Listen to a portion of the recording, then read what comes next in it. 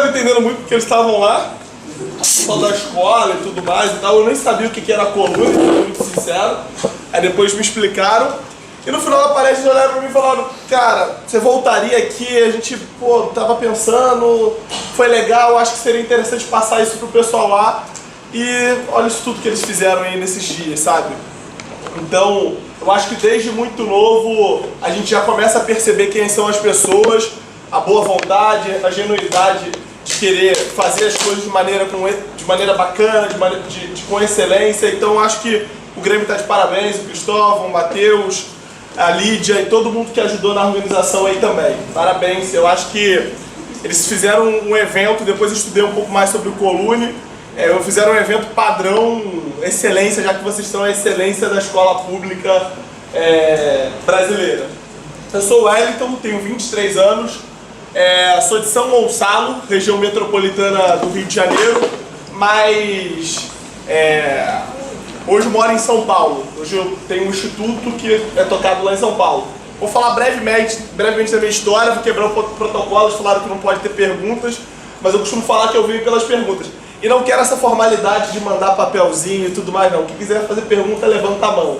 Tá, já que é pra terminar, vamos terminar assim.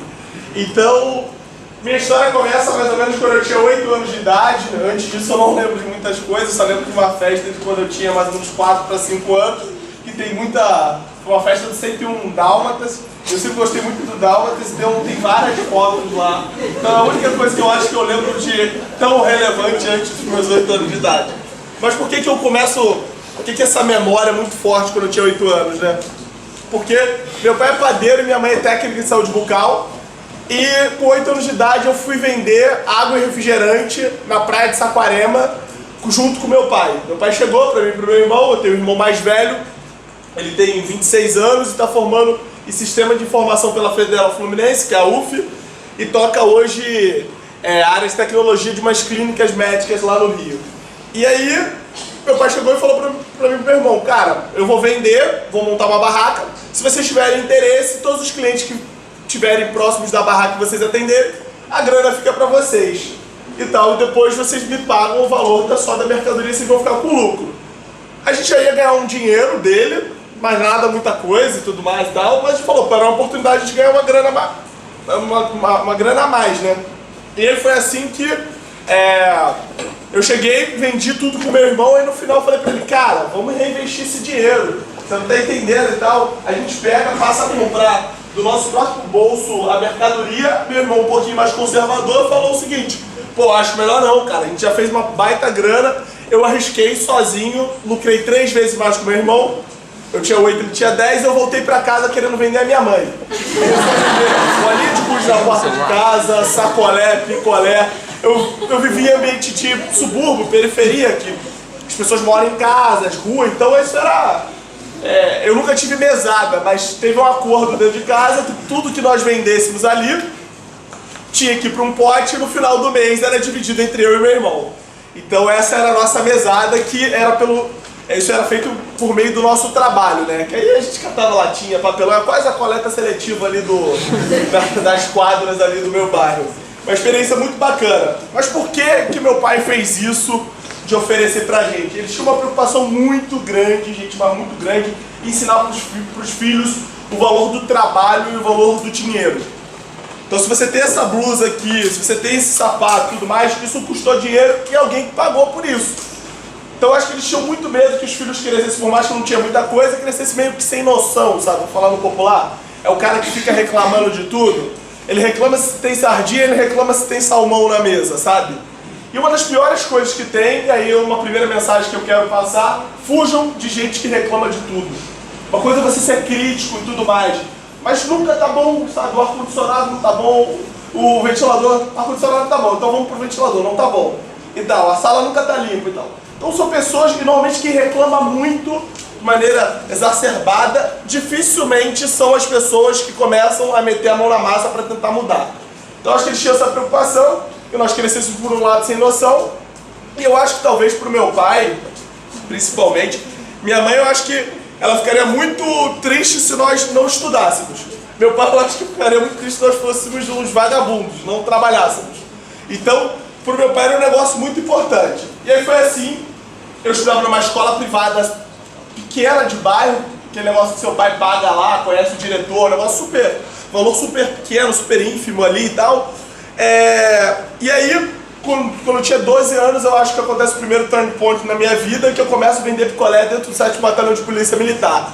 Para resumir a história, um belo dia eu saí para poder vender picolé, era próximo desse batalhão, 3 caras desceram e perguntaram: ei menino, você tem picolé de quê? Coco, morango, abacaxi, milho verde, leite condensado, açaí, graviola, limão, acerola, limão. Tá legal, quanto que é o picolé? Ah, R$1 e tal. Eu vendi, e aí os 3 caras, um ficou 4, 12 picolés, os 3 chuparam juntos. Falei, pô, me fiz. Porque com 9, se eu vendesse 9 picolés, eu já tinha pago o valor que eu tinha empatado de grana. E no final, eu perguntei o seguinte: pô, vocês querem mais algum sabor? Não, qual sabor que tem? Ah, tem acerola. Sempre você tem que botar um picolé de acerola, porque vai ter alguém que vai pedir, sabe? Então tinha uns sabores assim, sempre que você não colocava na caixa, tinha um cara que chegava lá e pedia. E aí foi assim que eles falaram: pô, não tem mais picolé que a gente quer. Eu falei: ah, então eu preciso receber. E tava escrito PM, e ele botava a mão assim no bolso e falava: cara, estamos sem carteira aqui, como é que a gente faz? Aí a primeira coisa que veio na minha mente: Rio de Janeiro, polícia militar e tudo, mas caraca, tomei volta, cara. Tomei volta, você estereotipa logo, você vem na tua mente e tal. Infelizmente, quem não conhece a polícia militar de maneira mais próxima acha que todo mundo que está lá dentro é ruim e tal, e não é assim. Falaram-se muito hoje com questões relacionadas ao Estado, ao governo e tudo mais. Polícia ele é reflexo dos políticos, só que a polícia está na ponta, é quem convive com a gente todos os dias. Então lá tem manifestação, os policiais vão pra rua e tudo mais e tal. Isso é porque lá em cima tem um governador, embaixo do governador tem o secretário de Segurança Pública, que tem o comandante-geral da PM, que tem o chefe do Estado-Maior, e aí vai cascateando até chegar no soldado que tá lá com a patrulha e tal, que vai te atender. Então, quer mudar a polícia, muda o governo. Então, assim, quer mudar a polícia militar no Rio de Janeiro, que a gente vê que, pô, é bastante crítico, tem que começar a mudar quem está em cima e colocar gente mais séria lá nesse sentido, porque com certeza vai refletir de uma maneira muito escalável embaixo. E aí os caras olharam para mim e falaram: vamos ali que você vai vender muito e ali a gente vai te pagar, essa carteira tá ali. E era no batalhão. E eu entrei no batalhão e falaram: toda vez quando esse menino quiser vender picolé aqui dentro, vocês podem deixar, porque ele parece um garoto sério e tudo mais e tal. Resumindo, eu nessa época, nas férias de 2006 para 2007, eu tinha 12 anos. Eu trabalhei numa padaria que meu pai abriu. Eu trabalhava numa semana, meu irmão trabalhava na outra. Eu trabalhava de segunda a sábado, de 9 às 18, com horário de almoço e tudo mais, e ganhava R$50 para trabalhar de segunda a sábado, de 9 às 18. No batalhão, naquele mesmo dia, eu vendi mais ou menos uns 95 picolés. Eu comprava cada picolé a 45 centavos e vendia R$1, ou seja, eu ganhava 55 centavos por picolé. Ou seja, de 1h da tarde até as 2h30 eu ganhei R$50. Eu não era burro, nem bobo, de conta, né? Minha mãe foi ali aquela pessoa que botava na parede, tabuada. Fiz uma conta básica: 50 vezes 5 numa semana, 250, vezes 4, R$1.000. Numa época que o salário mínimo era 370. Então eu virei e falei: eu vou ficar rico nesse lugar. Não fiquei rico. Tem um tempo aí, tem muito trabalho, mas eu ganhei muito dinheiro. Vocês não têm ideia. Eu passei a ganhar mais do que a minha mãe. Estou falando sério, eu não pedia mais dinheiro, eu não peço dinheiro para meus pais desde que eu tinha 12 anos de idade. Não estou falando que eles não tenham me dado um presente e tudo mais e tal, mas desde os 12 anos de idade eu comecei a pagar. Isso tem o seu lado bom, o lado ruim, óbvio, né? Os pais de vocês vão continuar.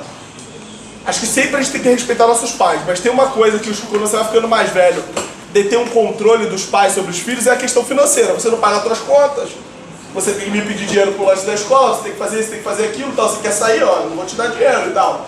Então, meus pais perderam um pouco desse controle e tal. Eu entrei no batalhão, com um mês trocou-se o comandante, o novo coronel chegou: e aí, tudo bem? Chama de Pelezinho, né? Tudo bem, Pelezinho? Tudo bem. Legal.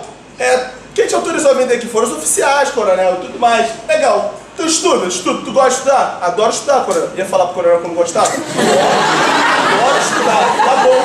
Vamos fazer um combinado. Todo final. Combinado porra nenhuma, né? Desculpa, falei o palavrão pedagógico, né? Combinado nada. Ele fez a imposição, meu filho. Quer continuar vendendo picolé aqui? Tem que mostrar teu boletim. Aí eu, porra, virei e falei, porra, uma mina de dinheiro, como é que eu não ia aceitar? Óbvio, coronel, tá bom. E todo bimestre era a mesma coisa. Não tinha mimimi, não tinha tititi. Por que isso foi importante? Agora falando sério. Porque pela primeira vez na minha vida, eu com 12 anos, muito novo, comecei a prestar conta de algo que eu estava fazendo para pessoas que não eram da minha família. E normalmente a gente só começa a fazer isso quando a gente vai trabalhar. Porque eu, santo de casa, todo mundo já ouviu essa frase, não faz milagre. Chega uma hora que você fica, teus pais te cobram alguma coisa e tudo mais, tu fica, ah, meu pai, minha mãe chata, ah, eu tirei essa nota porque o professor era ruim e tudo mais. Então, com o coronel não tinha essa. Eu não quero nem saber quem é teu professor, Perazinho. Eu só quero saber se a nota tá boa ou a nota tá ruim. Se teu professor é ruim, o problema é teu. Eu quero saber a nota.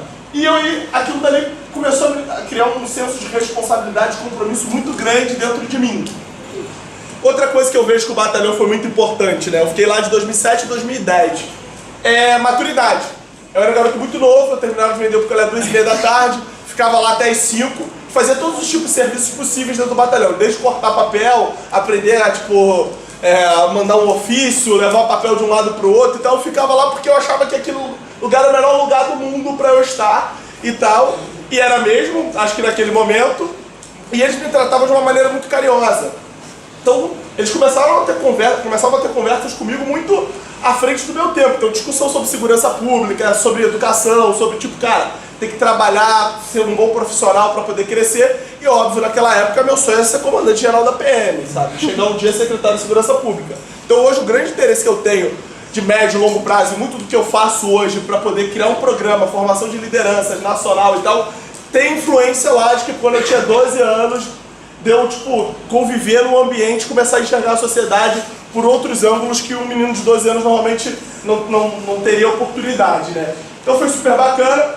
E, em paralelo a isso, eu costumo falar que eu só comecei a vender pro colégio também por uma outra coisa. Todo o dinheiro que eu ganhei lá do meu pai, na padaria do meu pai, eu resolvi investir.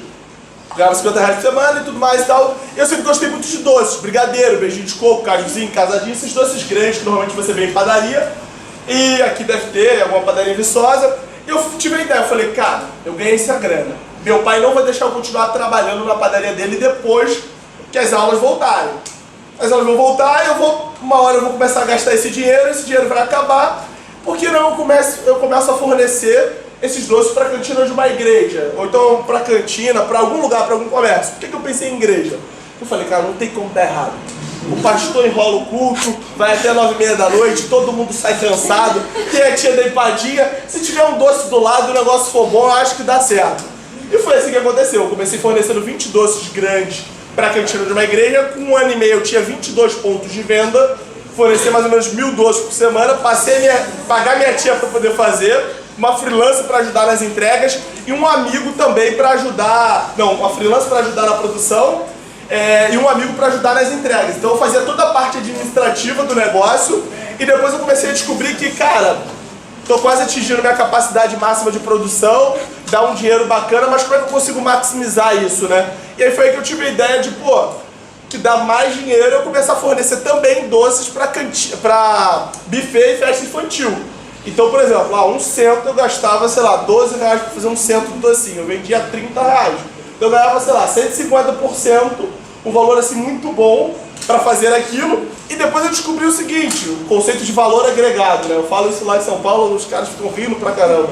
Que era você pegar o mesmo doce pequeno, colocar em fileiras, numa caixinha em fileiras, colocar uma tampa e um laço. Eu gastava 7 reais para produzir, com tudo direitinho, com laço e tudo mais e tal, uma caixinha com 35 doces. E eu vendia mais ou menos a 30 a 35 reais cada caixinha, eu gastava 7 reais. Nessa época você não tem noção de quantidade de dinheiro que passou pela minha mão. Isso era muito bom. Muito bom, bons tempos esses. E aí, ele falou que a vida adulta ia ser um pouquinho diferente, né? Brincadeira, não tem nada que reclamar não. E aí foi assim. E aí minha primeira bolsa de estudos que conseguiram foi os militares, de 50%, e os outros 50% eu pagava do meu bolso.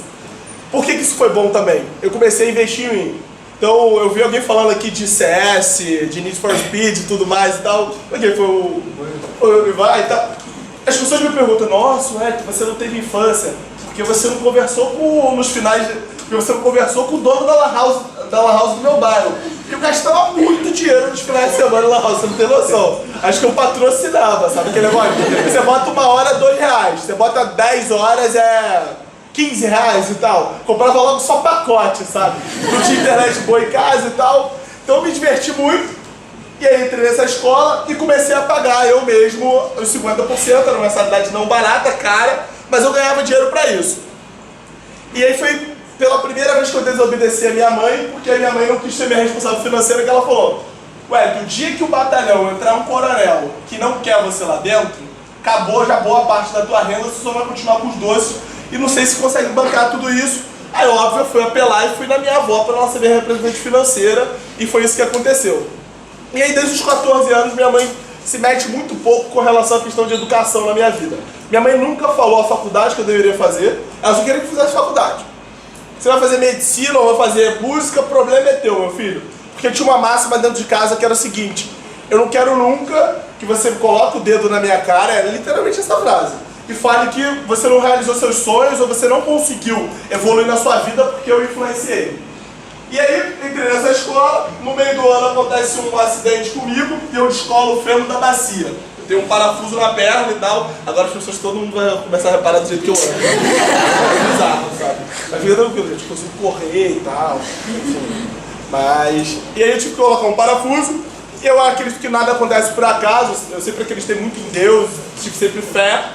Naquele ano que eu saí da escola, Grêmio Estudantil, aí o pessoal do Grêmio Estudantil, eu acredito no Grêmio. Tem gente aí assistindo a palestra que de repente não acredita, cara, faz diferença. Você de repente ser novo, se envolver em atividades e tal. Porque eu acho que o Grêmio, ser representante de classe, é uma das primeiras oportunidades quando você é mais novo e você está numa escola de deixar alguma contribuição, de querer fazer aquele lugar melhor e não ficar reclamando. E antes eu não tinha, tipo, eu só queria vender pro coronel do batalhão e ter meu negócio de doces e tava bom. Só que como eu tinha que estudar o dia inteiro, eu decidi que eu ia abrir mão do picolé lá do batalhão, porque eu achava que o ciclo ali já tinha passado. Eu decidi, porra, eu quero ganhar o Grêmio Estudantil, quero ajudar essa escola que eu vou entrar e quero ser representante de classe. Em 6 meses já tinha conseguido ser, já estava sendo reconhecido como o melhor aluno do meu curso e tudo mais e tal. Foi uma experiência super bacana. Todo mundo na escola queria fazer engenharia de alimentos. Engenharia de alimentos. Eu perguntava o que o engenheiro de alimentos faz. Ninguém sabia, né? Mas tinha uma onda assim que tipo, não, é uma escola técnica de alimentos, vamos fazer engenharia de alimentos, vamos fazer gastronomia. Ninguém sabia, eu falei assim, ninguém sabe falar, eu tenho que pesquisar, né? É aquela coisa, ninguém sabe te falar, você vai lá, pesquisa. Eu falei, cara, nada contra engenheiro de alimentos ou quem quer fazer engenharia de alimentos. Eu não quero fazer embalagem para palco de pocket, não. Sabe, engenheiro de alimentos que faz lá análise química, sei lá, e tal, da embalagem, que tem que entrar no micro-ondas. Eu falei, acho que isso não é pra mim, não. Então o que é pra você? Foi eu que comecei a pesquisar, comecei a gostar da área de finanças. Não tem faculdade de finanças, tem pós, mestrado, MBA, outras coisas e tal. Lá no Rio não tem graduação, que se aproxima mais da administração e economia, e tinha 3 faculdades que uma eu tinha escutado falar, que era a PUC, mas outras 2 que eu nunca tinha escutado falar, que era a FGV e o IBMEC. Falei, por que a PUC, o IBMEC e a FGV, essas 3 faculdades são tão boas e tão caras e tal, e normalmente você olha aqueles rankings, tem rankings como a ENAD, o Índice Geral de Cursos, o IGC e tal, dentre outros, Guia do Estudante também, por que eles são tão bem avaliados? E eu comecei a querer me dedicar e conhecer essas faculdades. Então eu saía de São Gonçalo, ia pra lá. Nessa época eu tinha uma bolsa da Embaixada Americana, de um programa chamado Access, que na época a Hillary Clinton tomava conta. Era um programa super fantástico e eu sempre tinha que ir pro Rio, e eu comecei a me dedicar a conhecer essa faculdade. No dia 30 de junho de 2011, eu fui numa palestra de planejamento de vida e carreira com um cara chamado Marcos Vono, que é um dos caras que entende bastante carreira, conhecido no país inteiro e tal, foi diretor da Quaker, Unilever, Banco Santander, e no final da palestra esse cara me deu um presente. Resumindo a história, ele falou que quando o filho dele tivesse a minha idade, queria que fosse parecido e tudo mais e tal, me deu um brinde, pai, eu falei pra ele, pô, posso tirar dúvida de carreira com você, posso mandar um e-mail e tudo mais? Então ele falou, pode, fica à vontade e tal. Eu nunca tinha convido com nenhum executivo na minha vida. Lá em São Paulo é natural, você tipo, cresceu na cidade de São Paulo, saber o que é executivo e tal. Cara, o cara de São Gonçalo não sabe o que é um executivo. Sabia o que era a polícia. Se me perguntar qualquer coisa de estrutura da polícia militar e tal, ou do coisas relacionadas ao exército, militarismo, provavelmente eu vou saber. E aí eu sabia, eu virei e falei, pô, esse cara, pra ele tirar dúvida de carreira da minha vida, eu só escrevi, tô pensando em fazer isso, então esse cara, porra, vai dar pitaco na minha vida. Pô, eu não preciso de gente pra dar pitaco na minha vida, sabe?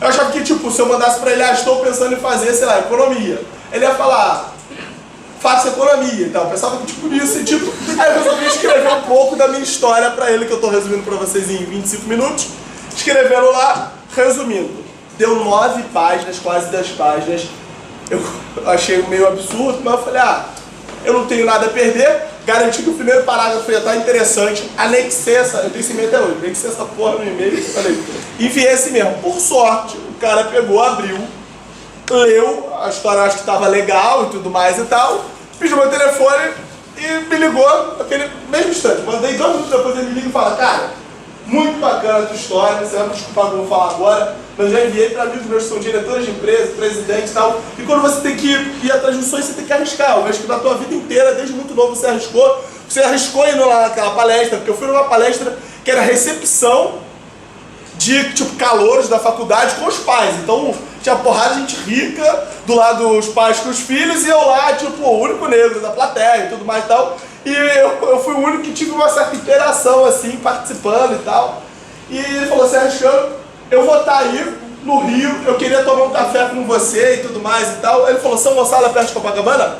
Super perto, fica tranquilo, pertíssimo, fica tranquilo. Então tá bom, 7h30 da manhã. Eu lembro até hoje desse dia, 17 de dezembro de 2011, foi quando, primeira vez que eu andei de metrô e primeira vez que eu entrei num grande hotel. 7h30 eu tava lá, cheguei lá mais 7h20, aquele negócio super rápido, meio executivo mesmo, 40 minutos, 50, uma hora no máximo e tal, que ele tinha que sair para a primeira reunião, blá blá blá e tal, resolvido. E aí foi assim que surgiu a oportunidade de eu estudar numa escola chamada Escola Parque da Gávea, que é uma das escolas que eu tenho uma admiração muito grande, porque tem um ensino muito diferenciado, o ensino lá é construtivista, sabe?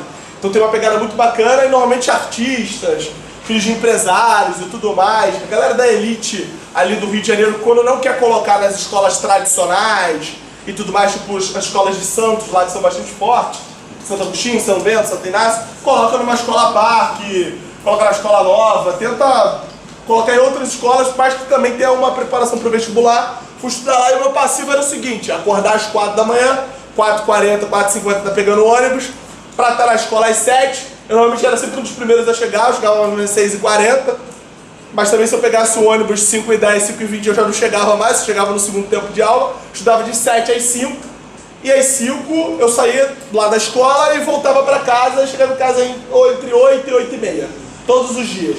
Óbvio, primeiro mês, motivadaço, estudando em pé no ônibus e tal, lendo. Segundo mês eu queria ver um lugar, cara. Chegava no ônibus assim, eu só queria ver um lugar. Quando eu via aquele lugar, eu falava, obrigado, senhor. Eu deitava ali, dormia, mas eu dormia. Isso na última baldeação, né? Baldeação é você ficar trocando de ônibus. Eu pegava normalmente 3 ônibus e tal. Para uma vez que consegui chegar mais rápido, para não precisar pegar 2. E aí foi assim, que com 3 meses eu ia e voltava e tudo mais e tal. Óbvio, os resultados não estavam surgindo, eu ainda chegava em casa mais 8h30. Qual que era o macete, né? Não tomar banho nem comer nada naquele momento. Era tipo, senta, estuda. Quando próximo de meia-noite eu fazia o quê? Comia uma coisa super leve, tomava um banho e ia dormir, pra acordar às 4. Então meu ritmo era muito assim, hoje as pessoas falam, como é que você consegue dormir entre 4 horas e 6 horas todas as noites?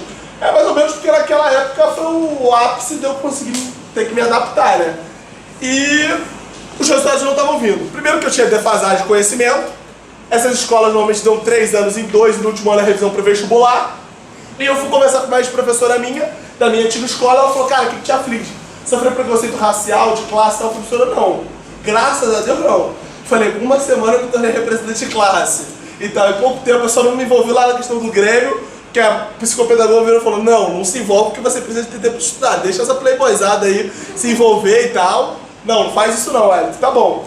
Então ela quis te afligir, professor, eu não tenho tempo de estudar, sabe? Tá uma merda porque eu vou ser reprovado em 6 disciplinas. O que foi bom naquele momento, gente. Porque foi um exercício de humildade. Aqui tem gente que deve ser de nota, só em nota, sabe? Deve tirar notas maiores que as outras pessoas. E quando você tira as maiores notas, e você sempre tira as maiores notas, você fica numa zona de conforto. Naquele momento momento lá, eu saí da escola que eu era melhor lá no meu curso, blá blá blá blá blá blá, eu era mais um que tava lá no último quadrante, sabe? Se tivesse sido o que eu tava lá, se eram 120 alunos do terceiro ano, eu devia estar lá no 117, 118 e tal. Só que foi um exercício de humildade. Muita humildade, sabe? Porque você, tipo, cara, se chegar lá, você ser mais um e tal, isso foi um aprendizado assim, muito bacana, sabe? E aí, ela falou pra mim, pô, Wellington, eu talvez tenha uma possível solução. Ela me falou as coisas mais loucas que eu já vi na minha vida, mas quando alguém me fala alguma coisa que eu já sei, ou que eu acho meio absurdo, meio louco, eu sempre deixo a pessoa terminar de falar, principalmente quando tenho tempo, só pra, tipo... Eu já entrei em algumas boas nesse sentido, porque eu sempre pesco alguma coisa e tal, estando ali com as antenas ligadas, né? Aí ela falou, minha irmã é diretora de uma escola pública na Zona Sul, o que você acha de você ficar lá? Eu falei, professora, eu vou trocar de escola, você tá querendo que eu saia da escola parque pra ir pra lá? Eu já troquei de escola, não faz muito sentido e tal. Falou, não, você tá entendendo, você ficar lá, dormir lá. Eu falei, professora, alguém dorme nessa escola pública? Ela falou, não. Eu falei, professora, eu vou dormir numa escola pública sozinha à noite? Ela falou, vai. Ela fala que não foi desse jeito.